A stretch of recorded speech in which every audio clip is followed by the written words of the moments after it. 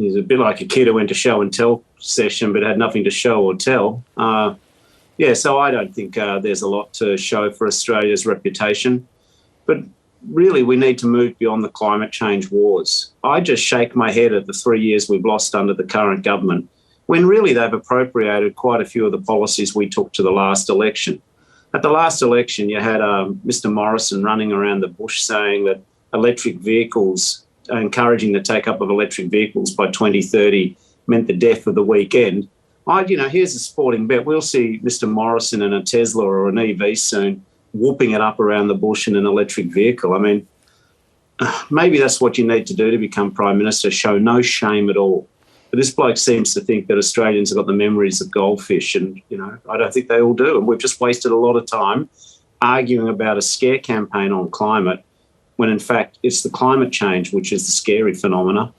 Labor has supported the decision not to back a 30% cut to methane emissions this decade. Climate scientists say it is an important step to limit the extent of climate change. Why doesn't Labor support this? Oh, well, Anthony spelled out Labor's policies. I'm not going to start second-guessing it. I think you'll find that when Labor unveils its policies that we've got a much more solid basis for real action on climate than the government. Isn't the problem here that you've got a bloke currently in the Lodge who says that he's a born-again climate conviction politician when he spent his adult career in Parliament bagging taking action on climate change. So if you accept that now the two major parties are saying climate change is important, the question then for voters to ask is, who do you trust to take real action on climate? The party who's been consistent, Labor, or the party who has sort of recently arrived at the party and says that they want to do things even though they spent most of their time opposing it? So was it a mistake for Labor to dump your ambitious mid-term emissions reduction targets then, given how things are playing out? Well, the problem is you can't rewind the clock 3 years. And in the intervening time, steps which should have been taken haven't been taken. So I accept the prerogative of the new leadership to adjust to the circumstances of the time. But I'd say to ABC viewers who want to see action on climate, do you really think Scott Morrison's changed his stripes? Do you really believe him now, the champion of, pathetic one-liners on the weekend and on taking action on climate change is now someone you would trust to lead us forward into a renewable energy future? Of course not.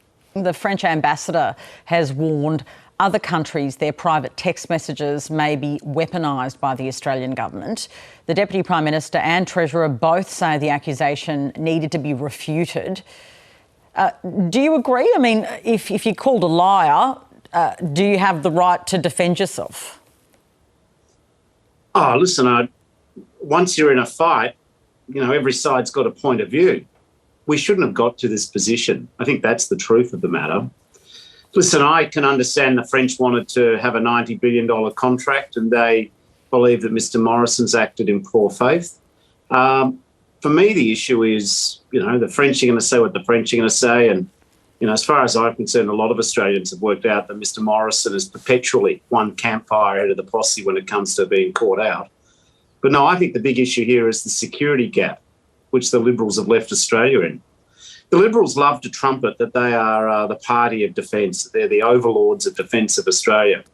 But for 8 years, we had the Abbott frolic with the Japanese submarines, the Turnbull frolic with the French submarines. Now, Mr Morrison's come up with a new idea, although he was in the cabinet of the previous ideas for the previous decisions. And then in the meantime, we've got thousands of South Australian skilled naval construction workers who are out of a job and uncertain about their future. We've got a security gap. So, I get that Mr Morrison has his skills, but it would not appear to be that diplomacy and foreign policy is amongst that skill set, such as he has. Treasurer Josh Frydenberg says the government is working on some ideas to rebuild the relationship with France. Where should they start, given the Prime Minister is unapologetic? Again, maybe they should start by working out what they did wrong and admitting it.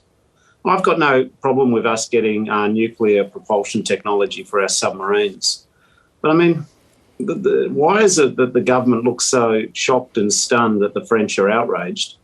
To me, I want to hear them not explain to France, but explain to Australia, how long are we going to have to extend the Collins-class submarines for? How much is the deal going to cost? I mean, I accept the technology that we're moving to seems to be the superior technology for submarines. I want them to explain why for 8 years they've taken us up one path and then another path, and then all of a sudden they've discovered another way to go. In the meantime, our defence is being let down. What this does is not only does it leave Mr Morrison's sort of people skills reputation in tatters, but I think it leaves their defence credentials in tatters.